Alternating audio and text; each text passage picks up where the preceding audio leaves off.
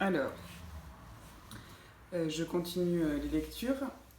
Ce texte est un texte qui s'appelle J'ai appris à nager de Françoise Meunier, encore une fois. D'accord, mais c'est toi qui me jettes dans l'eau. C'était ma sœur, la sportive de la famille. En tout cas, c'est comme ça que moi je le voyais. Un été, elle a convaincu mes parents qu'il était temps pour moi d'apprendre à nager. J'avais 6 ans, je pense.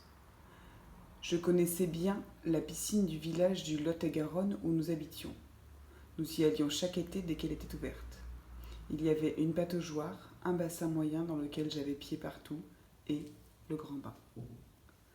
Le grand bain, j'y allais parfois toute seule, me contentant du côté peu profond que j'arpentais sur la pointe des orteils, le bout du nez vers le ciel, la bouche dans l'eau.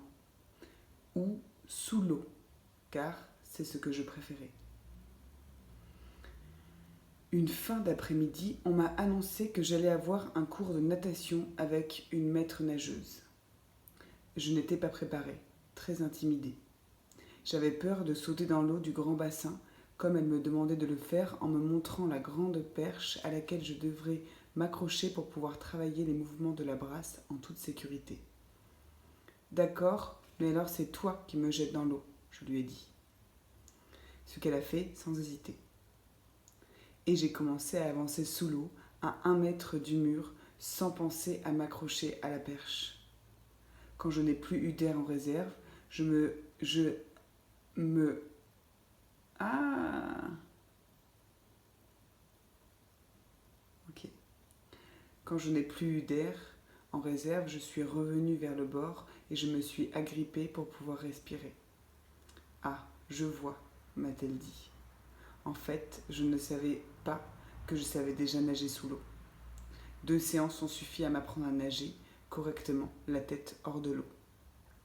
Mais maintenant encore, ce que je préfère, c'est la brasse coulée. Désolée, en fait, il y avait des petites brèches. Je vais vous en lire un autre texte.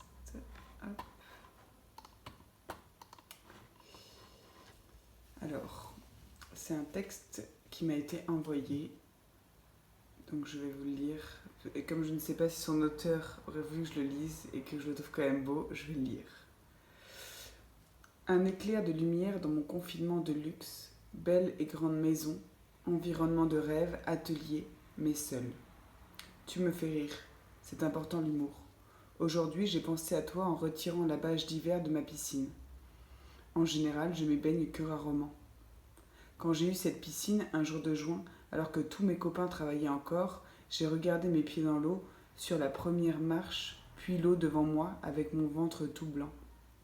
Je me suis dit que j'avais l'air d'un gros con.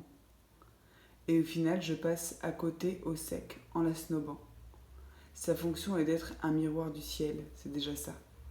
Ma piscine n'est pas bleue. Clin d'œil à tes cours pour te dire que je t'écoute. Bon, je suis invitée chez mes voisins et je suis en retard. Voilà. Et je vais vous lire un dernier texte. Voilà. Qui s'appelle La piscine des Anglais. Et c'est du coup moi qui l'ai écrit il y a pas mal de temps. La piscine des Anglais.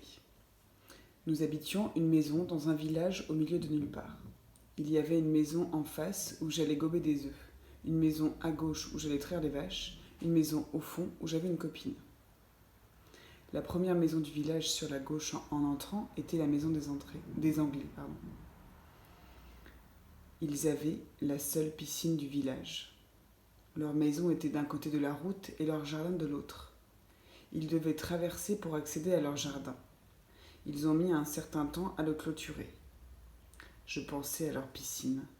Ce point d'eau devenait le trésor du bout de la rue. Le bruit des plongeons devenait pour moi un oasis. Un jour, j'ai décidé d'y aller, rapidement, un plongeon et je reviens. Je me suis approchée. Je savais qu'il n'était pas là. Je suis entrée dans le jardin. J'ai couru jusqu'au bord de l'étendue d'eau. J'ai plongé. Avec la plus grande des consciences que je ne devais pas traîner, je suis rentrée chez moi après quelques longueurs. J'y suis retournée de temps en temps lorsque les Anglais n'étaient pas là. Un jour, j'ai décidé d'y aller, alors qu'ils avaient juste pris leur voiture pour aller faire un tour.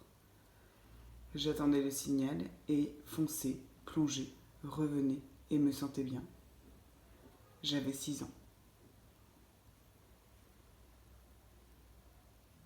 Voilà pour cette petite escapade dans des petits textes. Voilà, à écouter pendant que vous travaillez. À très bientôt.